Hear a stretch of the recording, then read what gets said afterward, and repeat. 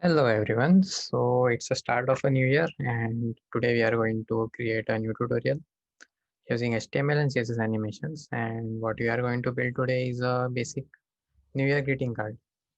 So let's just see a demo of the greeting card before we start the tutorial for today. So I'm just going to minimize my stuff a bit and slide to the end of the screen. So this is what we are trying to build today. Now if I open this in responsive view and hit refresh, we have a CSS animation and we have a new year greeting. So that is the agenda for today's session, that is to build a greeting card using HTML and CSS animations. So let's begin with the session for today. And as you can see, it's a 2021 edition of our front-end development and my channel. So let's begin from there. So the steps in which we are going to build this new year greeting is, first we are going to create a GitHub repository. Then we are going to add the content which you can see here, like this text, these images and this background. After the content has been added, we are going to animate the greeting using CSS animations. And lastly, we are going to publish the final greeting on CodePen. And then we are going to have fun in the entire session, and hopefully you can share the link with your friends. So let's begin. Now, as I mentioned, the step one is to create a GitHub repo. So let's go to a GitHub account. If you don't have a GitHub account, please to create one. And then we need to go to the repository sections and click on new. Now repository is basically a project which you host on your GitHub account in which you add your code. So repository is basically an equivalent to a project name which you have locally. On GitHub it is called as repository. So for this project we are going to name it something like New Year Greeting. We are going to add a description like this is a greeting card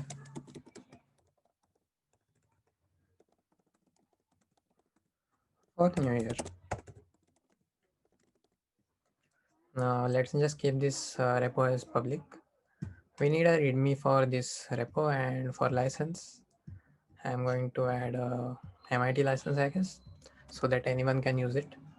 Now gitignore is a file which we usually add to allow GitHub to ignore the files which should not be added into our code. For example, since I'm using macOS, I need to ignore the dstore files which are usually created in Mac system. And if you are using VS Code, there is a .vs Code folder which is usually generated, but we don't need to share it with others. So that is what we usually add in gitignore file. For now, I'm not going to add it from core GitHub account, and I'm going to generate it. We will see that from there. A README file tells the info about our GitHub repository, and license usually is added so that other users can use this repo without any copyright restrictions. So let's create the repo.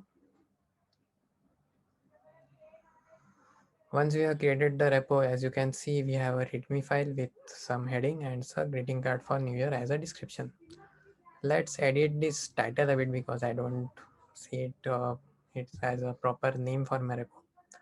So let's name it to New Year Greeting using HTML and CSS animations. And that should be good enough, I think. Yeah. And we will add the other stuff in the README later. Now next we are going to commit our changes. So commit is basically the way in which you actually make a version of your code to this point. So in this case, once I commit these changes, GitHub will create a version of this repo to which we can fall back to later, or which we can keep a track of in our future releases. So once I click on commit changes, the changes will get committed to the main branch, and now we have a proper title to our repository. Now what we need to do is we need to clone or download this repo locally. Why do we do it? Is because we are going to develop our code locally using an editor known like VS Code. And before we can start editing any kind of project like this, we first need to clone the project. So in order to clone the project, we click on this code button here, I usually go for an SSH URL. You can even go for HTTPS, no doubt, no issues. Then we click on this clipboard icon, which is actually used to copy the repo link from here. Now, once I have copied this repo, I can use it to download this project locally. Pardon for the voice in the background, and we are going to continue with our project. Now, this is a editor called as VS Code. If you don't know about it, basically it's an editor which you can download from VS Code website, Visual Studio Code, and from there you can start using it. Once you have downloaded it, since we need to clone a repository, we go to our GitHub section, and here in on clicking on these three dots, we will find a pull request and other stuff like this. So what we need to do essentially is first download this repo locally. Now I think the command was somewhere here. Yeah, it is here. Sorry, my bad. I went to other section. Now what we need to do is we need to clone this repository. So hopefully there will be some option for that. And I am going to first click on these three dots and go to clone section here. And as you can see, we have an option to clone for GitHub. I'm going to paste the URL which I copied just now, which is get@github and my newer git something, and I can press enter. Now VS Code will ask me where I need to download this repository. So I'm going to my documents and HTML CSS section, and this is the folder in which I will download this repository. So I click on select repository, and in some time the repository will hopefully get downloaded.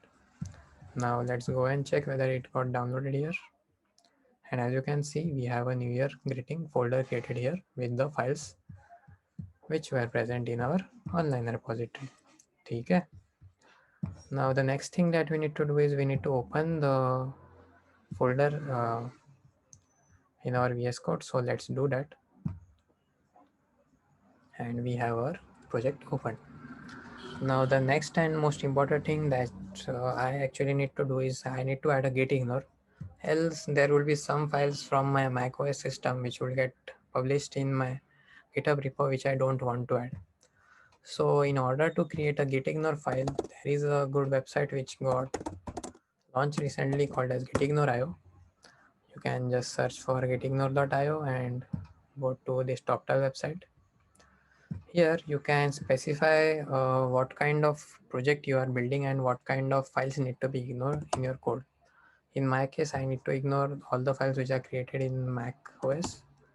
Then I don't want the files created by VS Code. So I'm going to select these two options and click on create.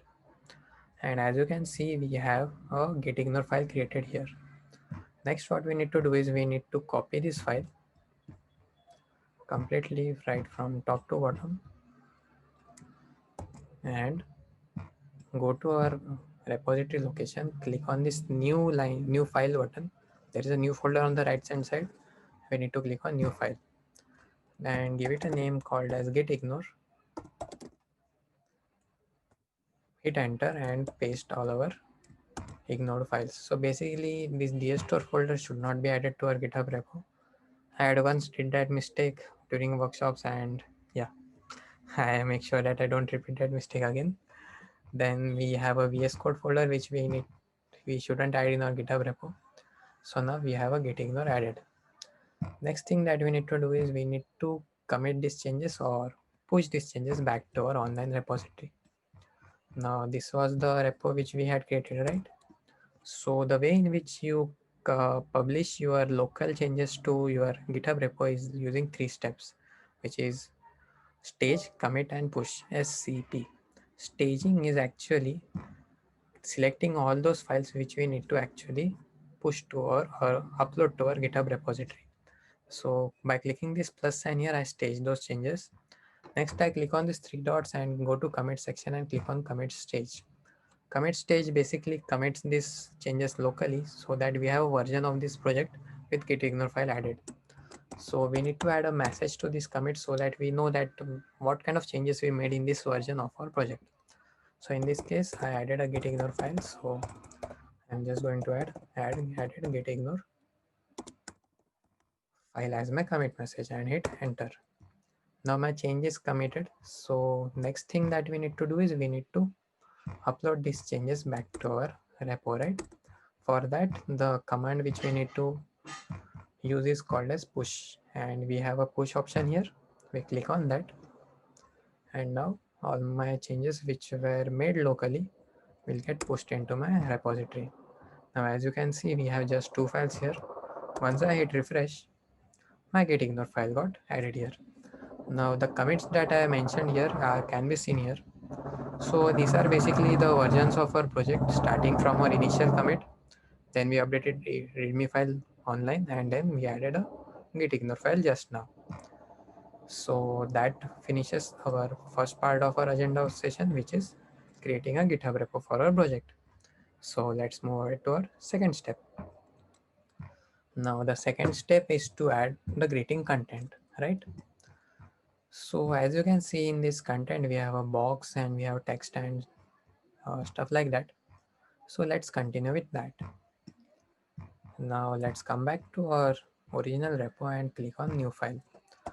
First thing that we need to do is we add a index.html file. Usually index.html file is the entry file for any HTML based project. Next, just observe what I do. Click on exclamation mark from your keyboard and hit tab. Once you hit tab, VS Code will automatically add HTML, basic HTML template to your code. And we have added head tags and body tags to our HTML document. Next thing that we need to do is we can change the title of our page. So just to show what a title means, let me just open this index.html file with live server plugin. So this is the page in which we are trying to develop right now. Let me just resize the editor and my browser so that changes can be seen in real time. So I am using a extension called as live server, by which changes are reflected on our HTML page as and when we make changes here. For example, the title which I mentioned right now is displayed at the top of our web browser, which you can see here, which is document currently. Let's change this to New Year greeting. Once you have it saved, we have a title as New Year greeting. So usually I use Bootstrap for my CSS section. CSS are the styling part of our web page. So what I'm going to do is, before proceeding further, I am going to go to Bootstrap website, which is getbootstrap.com, and click on Get Started section. Here we can find the code which we can use to set up Bootstrap in our web page. Now the latest version of Bootstrap is version 5, and for that we can just copy these two lines, which is a link with an external CSS and a script tag, come back to our HTML page and add it below the title, and in that way Bootstrap gets integrated in our page. Okay. Now let's start building the content for our website. Now the first thing, if you notice here, is, let me just close the previous tabs, so, and resize this a bit. So the first thing that we notice here is we have two color sets here. One is slightly yellow and second is red, right? So what we can do is we can create a new folder called as CSS here, and within that CSS folder, let's create a file like, let's say, style.css. Now we are going to use a concept of CSS variables to define our template for this project, and CSS variables are basically used to assign variable names to various colors or font sizes in our project. Now if I click on inspect, you can see that I have used a color called as a red color and a yellow color here. So what we are going to do is we are going to create a root access here, and we are going to define two CSS variables. First is, let's say, color 1, And since this is a CSS variable, we need to add a dash under this. A better name will be like primary color, and within that let's just give the shade which is computed here. Let's just check, it is around CE something something. So let's add that shade here,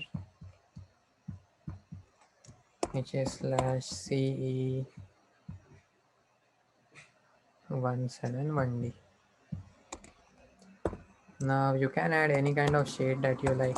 I just got this shade from a template and I'm using that here. Or instead of primary color, let's just name it that red color. That would make much more sense. And let's use another variable which is yellow color, and let's assign a color shade which is here, and let's just check the color code which is f2f2db. So hash f2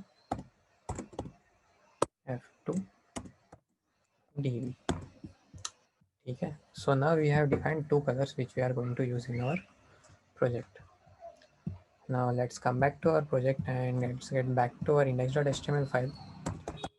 First thing that we need to do is usually define a div, and within that we give a class to the div. Let's say this is a greeting container, or let's name it page container. Within that, the first property which we are going to use from Bootstrap is dflex, which usually is used to define a flexbox in our page. Then we are going to use a property called as justify content center and align item center. I'm just going to cover why we did these three properties in some time. Now let's define another div within that and give it a class like, let's say, greeting container. Now let's copy this greeting container class here, and let's give our greeting container some width and height. Let's say 400 px of width and 400 px of height. Now just to show why we did that,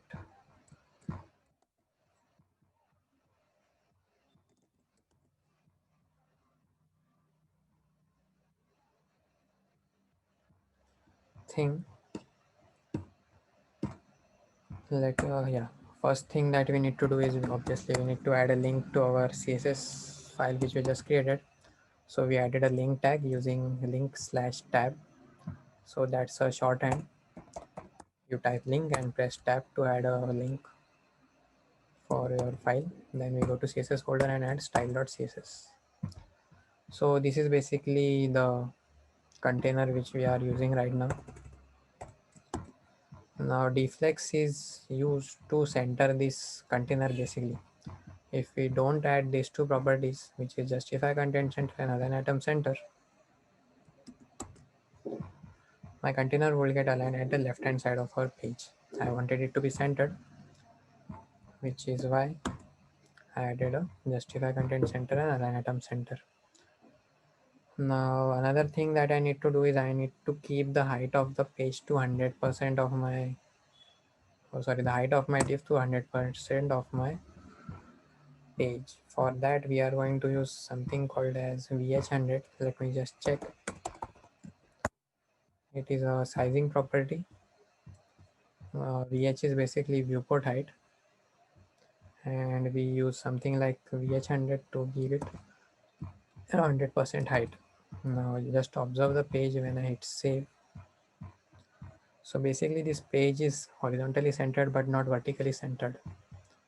Once I add VH100 and hit save, now my greeting card will be centered in both horizontally and vertically. That is why we used all these properties here.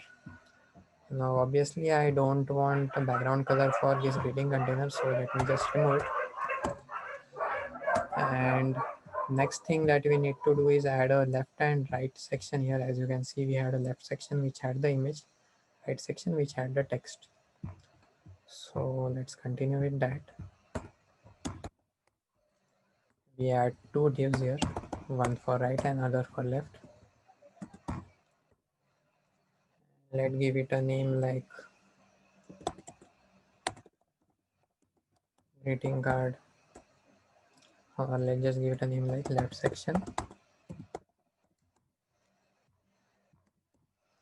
and this one a name like right section.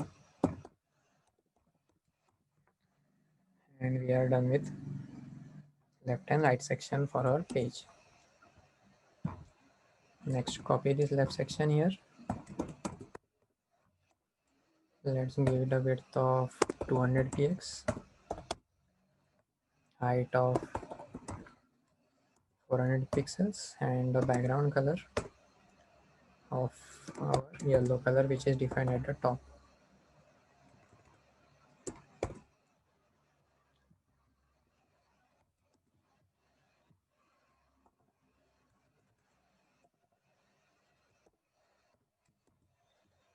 Now we have first half of our page defined here. Similarly, we need to define this the same class for our right section. Only change is we need a red color here. Now as you can see, these two sections got placed one below the other. We want them side by side. So for that we define a flex property here. And as you can see, once I added a deflex, they got arranged side by side. Next thing that we need is in this left section, I need an image, which you can see here. So for that, I'm going to go to a site called as Pixabay, which allows me to get websites without any copyright, which are actually free of any copyrights. So this is the image which we are going to use. So click on download, and it will ask where to download this file. So let's go to our HTML CSS section. Usually images are added in a separate folder like assets, or in this case I am just going to use images directly. And within that, let's just name it as left image. Hit save. Once I have saved the image, I can use it here using img tag. So add an img tag here, and in the src attribute specify the address of your image. Alt is the text which is usually denoted when image cannot be loaded or someone may not be able to view the image. In that case, let's just give it a name like new year image. Hit save. Now as you can see, the image got placed but the size is not proper. So for that, we are going to add a class to this image, like let's say left image. Copy this left image class, paste it here, give it a height of 400 px, and now we have an image set properly. Next, let's just reduce it a bit, 380 px perhaps. Yeah, that should be good enough. Next thing we need to do is we need to add the content in our right hand side section. So let's go back to our code. Here as you can see, we have two text, which is one is happy new year, second is warm wishes. So let's add a div here. First div will have a title, which is happy new year, and the second div, which will be our description, will have a class description, and with the text warm wishes from us. Now we have text added here. Now we need to style it properly.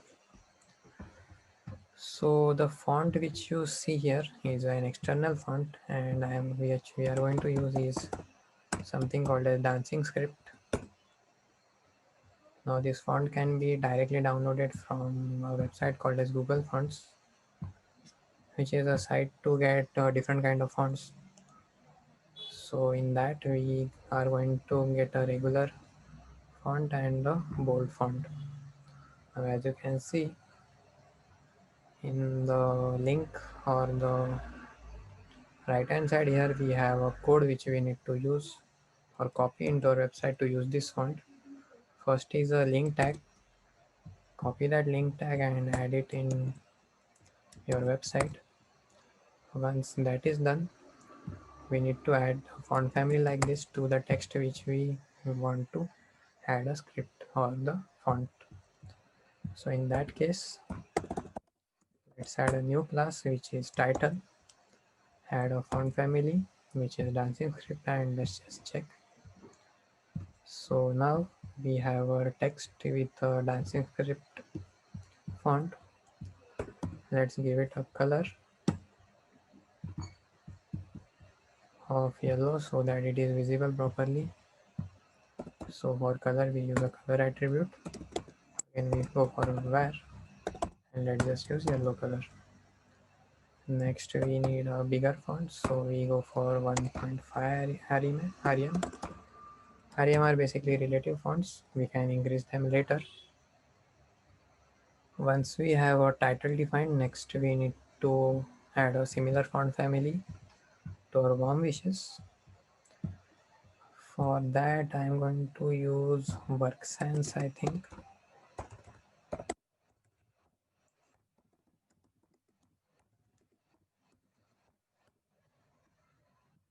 This is the font which we are going to use for description.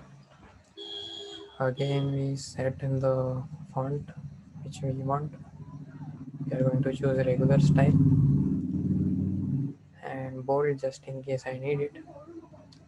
Copy this link again, add it in our index.html file, go back to style.css, create a class of description, add a font family here,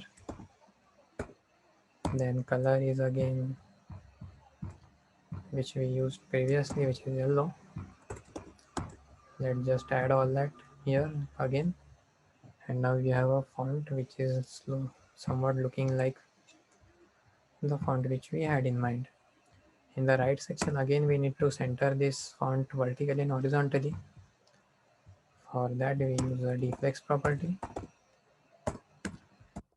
justify the content in center and align the items in center. Now it is center aligned but it is horizontally arranged. I want it vertically arranged. For that I think the property is flex direction column. Let's just check what it is in Bootstrap. So it is in flex column. So let's add flex column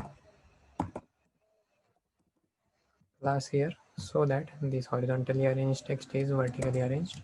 Hit save, and now they are one below the other.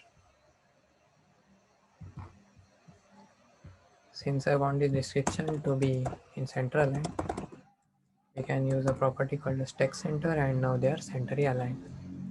Now let's just play around with font sizes to check which would be a good one for our use case.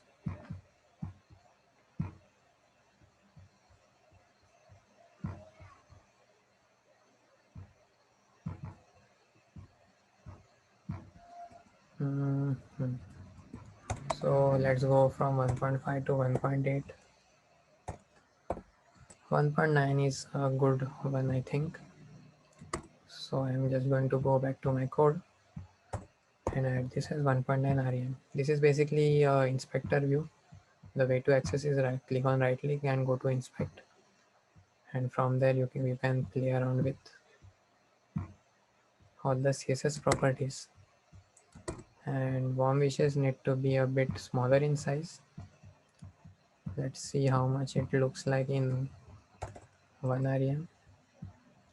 That should be good enough. So let's keep it to 1 rem. Then I need some spacing between the two. So for that we use a property called as margin top 1 from Bootstrap. Let's go to 2 and this should be good enough. So we have a good amount of spacing between warm wishes and Happy New Year. Oh, I think it was even shorter than that. Okay, we can do that.